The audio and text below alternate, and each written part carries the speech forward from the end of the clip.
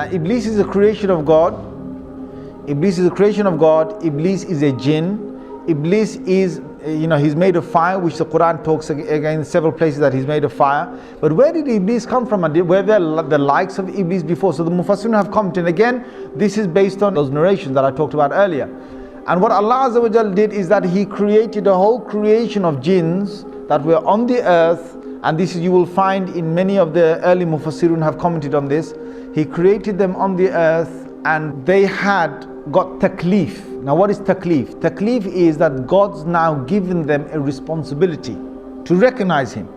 Now when Allah gives responsibility to creation, He will send messengers. So what Allah did is that He sent jinn messengers.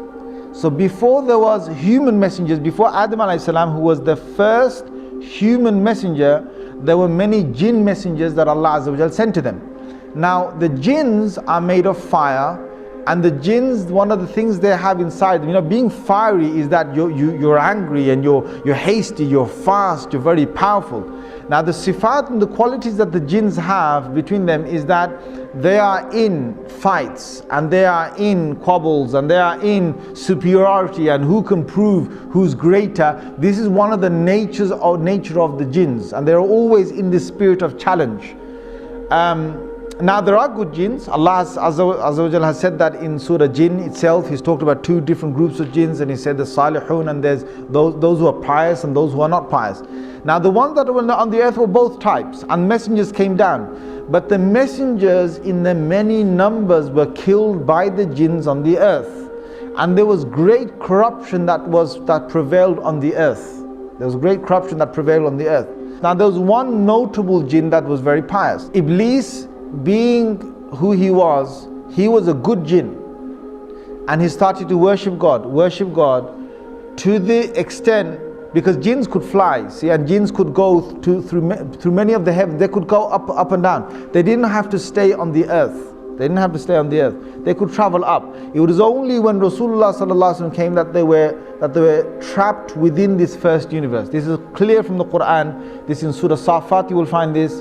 In Surah Jinn you will find this. That Allah did not allow them to go beyond the first heaven, or the first heaven meaning the end of this universe. They can't go past that after Rasulullah sallallahu alaihi wasallam became a prophet. But before that they could go above that. So what happened is that on these travels, Iblis proved himself that he was so close to God. And Allah Azza wa Jal then allowed him to get closer and closer to higher and higher basically. And they say in some of these narrations that there was no space in the heavens was left, like no large space was left in the heaven, but Iblis had gone there and he had worshipped God. So he was a very, very, very close, you could say jinn, servant jinn, however you want to put it, to God. Until then, Allah Azza wa Jal allowed him to come in the company of the malaika, of the angels. And he got the chance to be in the company of the malaika. Allah decided that He's going to send the angels down to the earth and to banish the mutamarrideen, or those jinns that had causes a lot of corruption on the earth. So this group was going to come down and they're going to kill many of these jinns that were just out of control. Iblis volunteered that if he can come with the angels to kill these corrupted jinns on the earth, and Allah Azza wa Jal gave him permission. So he came and they killed a lot of these jinns. They left only a few on the earth, and from these few again the progeny of the jinns would start. Now Iblis returns back. Now many, maybe hundreds of years, I don't know, whatever is going by, because jinns have very long lives. They don't have short lives that the human beings that, we only have 60, 70, 100 years. They have hundreds of years. Perhaps they could have a few thousands of years of living. Now you've got Iblis that has gone down there, that has banished these jinns, most of them who are corrupted on the earth, and is returned back with the angels. Now he was with the angels, but Allah makes it very clear that he was not from the malaika, he was from the jinn.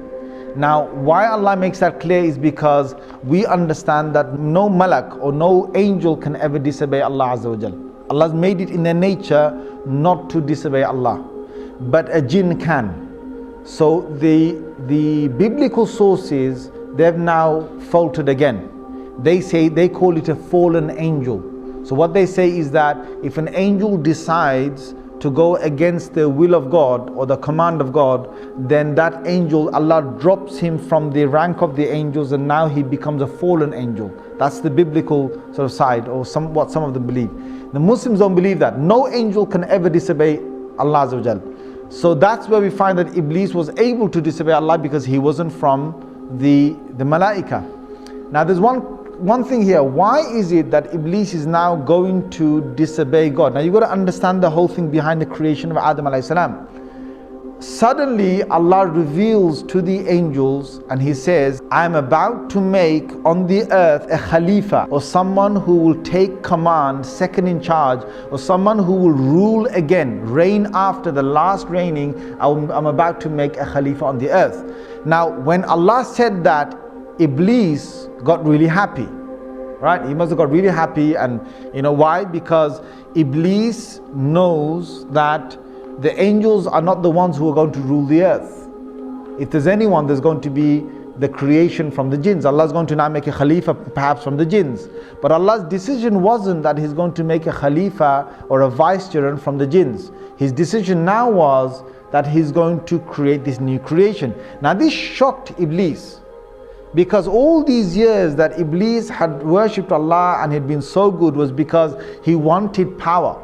He wanted prestige. He wanted to be in charge of the earth. He wanted to be, come back on the earth, and he's going to be sent perhaps as a messenger, or he's going to be sent with a new command of God on the earth, or he's going to be in charge of the jinns on the earth. There's something beautiful that's going to come for Iblis, something that he had a big glimmer and a big hope in, and all that was getting crushed now with this new creation. Now, who is this new creation?